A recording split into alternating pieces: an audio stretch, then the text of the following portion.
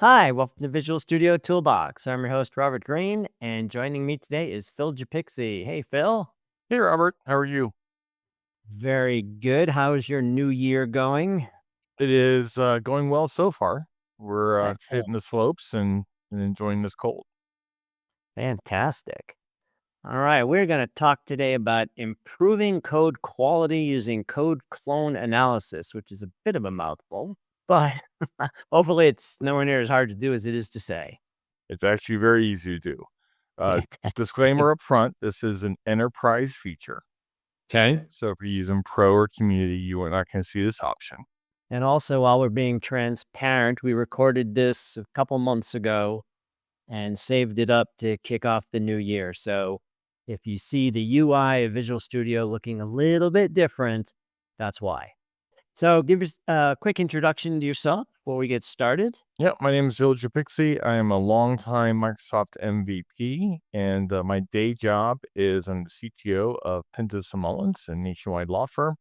I've written a whole bunch of books. My latest is behind me, and I speak at all the VS Live conferences. So you can see me at one of those cities. And if you're in St. Louis or Cincinnati, you can come see me in those cities as well. Okay, cool. So code clone analysis. So cloning code, I don't need tools to do that. I just have Control C, Control V, right? Yeah, so clipboard inheritance is not really a design pattern that we want to follow, but it happens, right? And especially when you're dealing with a large code base, you're like, I feel like I've written this, but I don't have time to find it, so I'm just gonna spit out this code.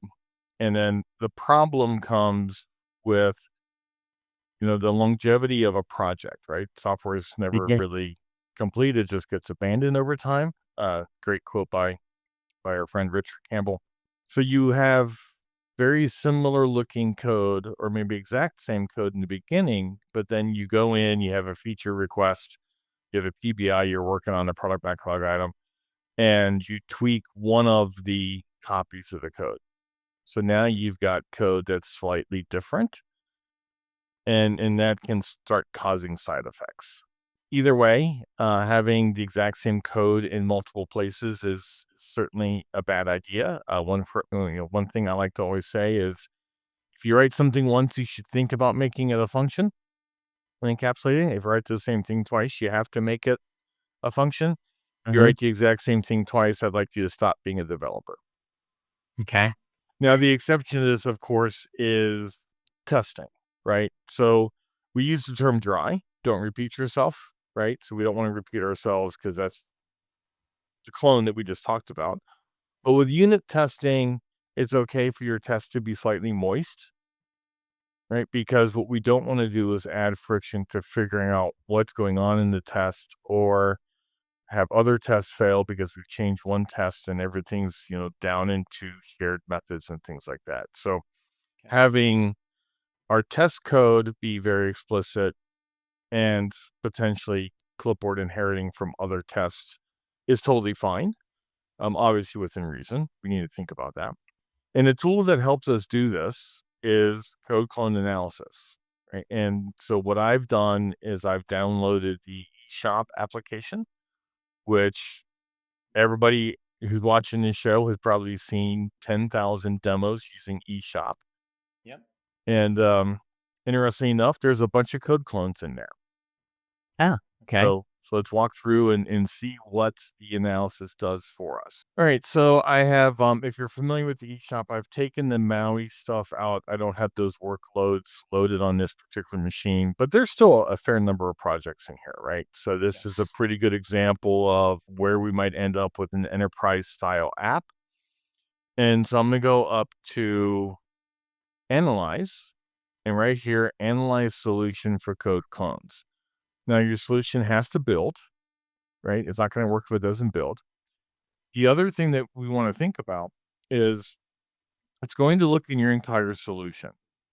So if you've got different solutions and projects that are between them, it's not going to go across solutions, right? Ah, okay. One thing that you can do for sure is just create a dummy solution right? And then add existing item and put your object, your different projects in that solution just for Mhm. analysis. I mean, typically we always work with all of our projects in one solution because Visual Studio, especially 2026, handles a ton of projects like a champ. But your mileage may vary. So just to our listeners and our viewers, if you've got projects you want to analyze or different solutions, just create a dummy solution, add existing Okay. item, put them in there just for the sake of doing this. Mhm. As to build, I've already built. Let me rebuild again. Just we'll do a clean. There we go. Rebuild solution. All right. So we've cleaned. We've built analyze solution for code clones. Depending on the size of your solution, how many projects you have, how much code you have, obviously it's going to take a bit of difference. But then let's just pull this up here. And here we have an exact match, two different files.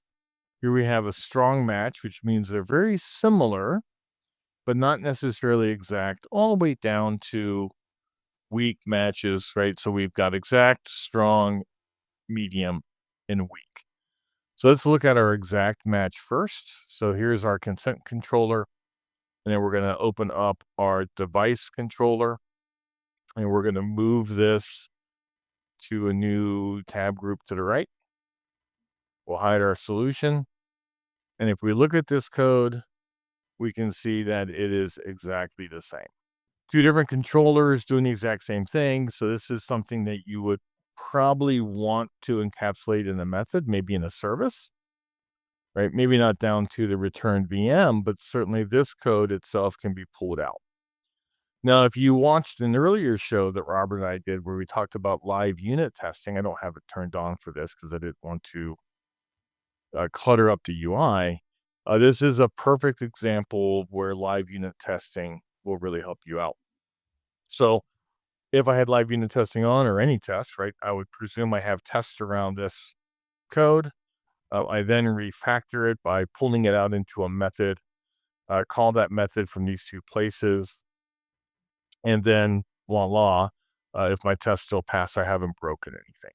So what's the easiest way to refactor that into a method or whatever? Do you have to do that manually? Is there a easy way to Nope, there is an extract method within Visual Studio. All right, so you asked how we refactor this. Yep. We can right click and What is it? Quick actions and refactorings? yep, Maybe? there we go. So this will create a new method for us.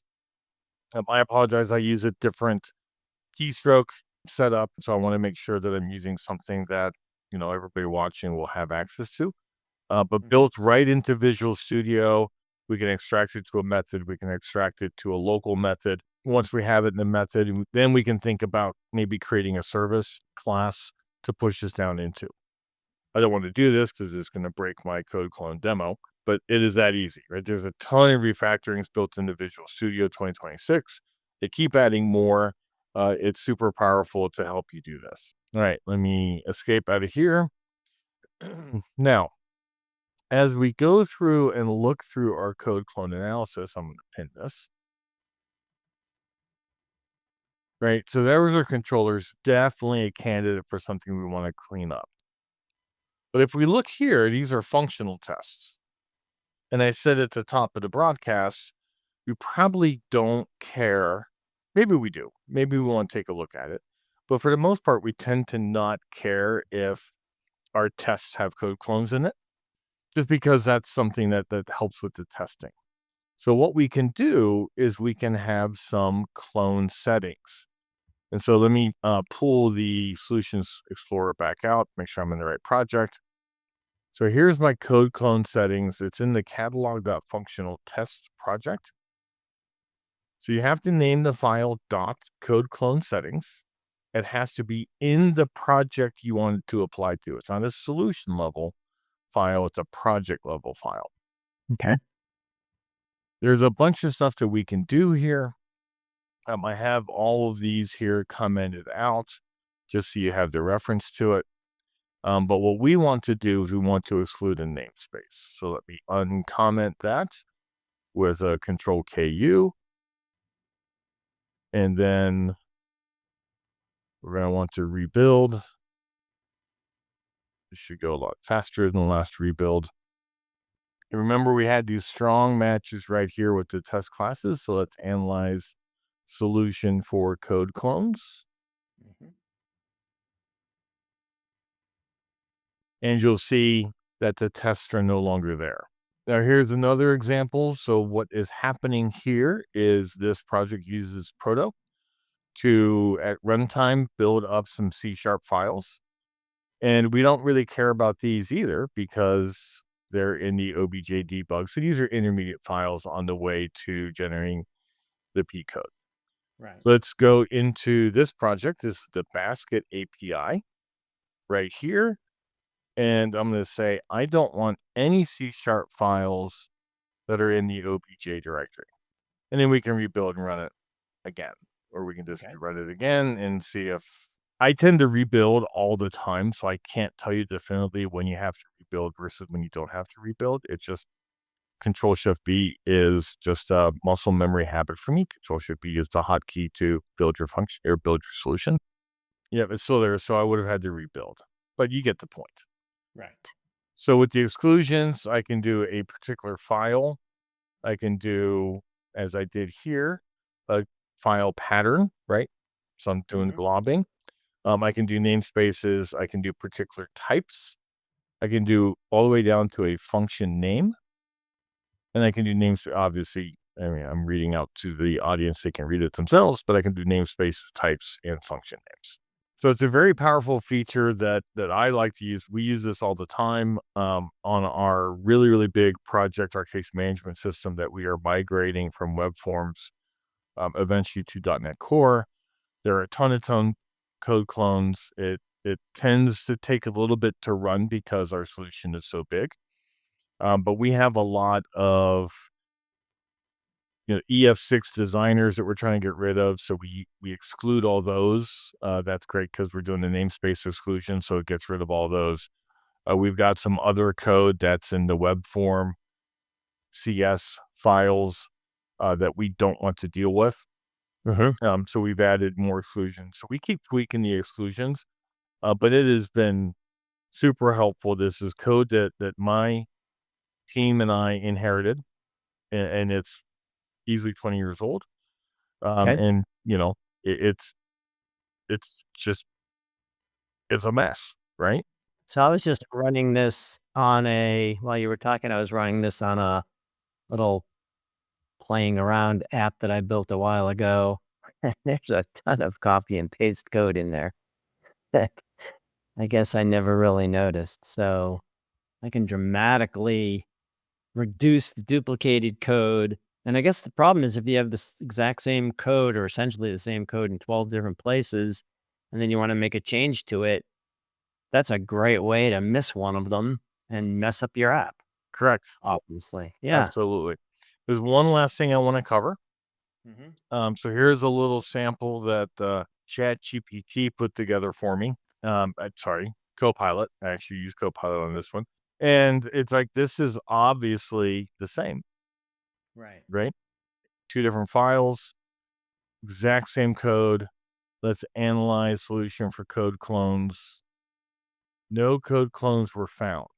Interesting. So there's a minimum, and code clone analysis will only work on the methods that are at least 10 lines long. Oh, okay. But what you can do is you can select the code and you can right click and you say find matching clones in solution. Oh, You can look at a particular method, and this works whether it's 10 lines or not. So I can say find matching clones, and it says, look, we have a strong match right here. So it found it. So if you've got shorter methods, then it will still find it for you. And just to prove the 10 line thing, I've added a bunch of crap here in the beginning. And let me save these and then analyze solutions for code clones. I didn't have to rebuild. mm-hmm. It now found the two files because they hit the minimum of 10 lines. Okay. Do you know why there's a limit of 10? I'm sure why it's 10, I don't know. I mean, it could be 42, because that is the universal answer. But I would bet that if you've got 3-line solutions and they're exact same code, A, it's not complex, right? Okay. And B, I think it's an optimization, I see. Okay. right? So when you're I mean, this is a 3-file project, right? And it's fast. And even eShop, you saw it took a little bit of time, right? And when you get into, tens of thousands or hundreds of thousands of lines of code, I Hmm. think they had to put a stake in the ground Yeah. and say, Okay. we're going to define a limit. And if it's less than 10 lines long and you clipboard inherited it, too bad, so sad. You could, on your code that you were looking at, you could then add unit tests around those, turn on live unit testing. And as you refactor, you make sure you're not breaking stuff. Why do you think I don't have tests in there already? I didn't say you don't have tests. Oh, I don't well, know if you're you have tests around those specific things that are duplicates. okay. Even those of us that are crazy about testing, we have code that's not under test. I mean, it's just Yes. a fact of life. Well, this should be under test, but I was just playing around, which is no excuse. But anyway, we digress. Because if you want to learn That's about testing, go watch the live unit testing episode. correct. Or our series on testing that we did, where we did like 10 episodes on testing quite a ways Exactly. back. All right. So this is very, very cool. And obviously, if you've inherited code or if you haven't looked at your code in a while, certainly you can, after doing this the first time, try to avoid it in the future. But it's probably pretty easy to do, I would imagine. Yeah, and I love Scott Guthrie's quote from a whole bunch of years ago, shipping's a feature, right? And as much as we want to be craftsmen, at the end of the day, we really are software deliverers, right? If we're not delivering software, we're not providing value. So things happen. You get code that's not as tested as you would like. You get code that's not written as well as you would like. And this is a great way to kind of pump the brakes a little bit. Let's see where we are. Oh my gosh, this is business critical. We have it in 2 places.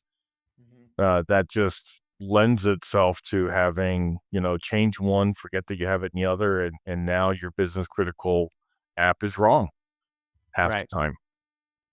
Yep. All right. Cool. Anything else we want to say about this? No, just a reminder, it's enterprise only. Okay. So if you don't have an enterprise subscription, you're gonna be looking for this and go, "What? They talked about it. It's not there." Yep. So All right. Cool. Hope you guys enjoyed that. And we will see you next time on Visual Studio Toolbox. thanks for watching.